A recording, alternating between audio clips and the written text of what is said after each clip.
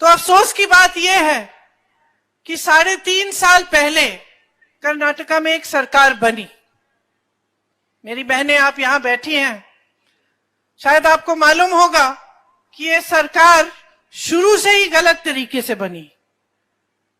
विधायकों को खरीद के जो बनी हुई सरकार थी उसको तोड़ के बीजेपी ने सरकार बनाई। ऐसी सरकार जिसकी नीयत शुरू से ही गलत थी, आपके प्रदेश में स्थापित हुई। नतीजा क्या रहा?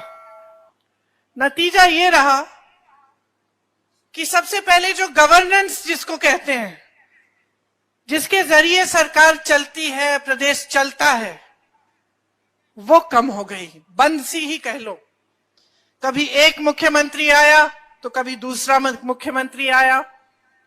जो विकास के कार्य थे जिससे आपकी प्रगति हो सकती थी वो लगभग रुक गए। और एक ऐसी सरकार आई जिसने हर स्तर पर आपको धोखा दिया, हर स्तर पर आपको लूटा।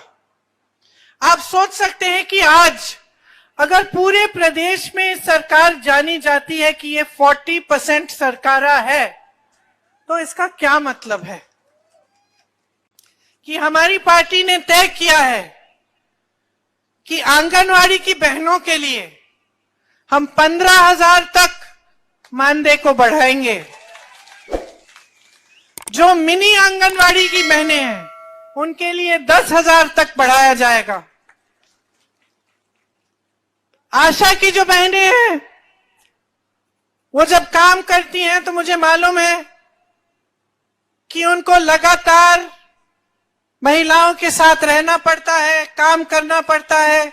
कोविड में आंगनवाड़ी आशा बहुओं ने कितना काम किया, वैक्सीन लगवाई और बीमारी को झेलते हुए सबकी सुरक्षा के लिए बहुत संघर्ष किया। इसीलिए आशा बहनों के लिए 8,000 रुपए तक मानदेय बढ़ाया जाएगा। मिड डे मील की बहनों को बहुत कम मिलता है, उसको बढ़ाकर 5,000 रुपए का हम कर पाएंगे।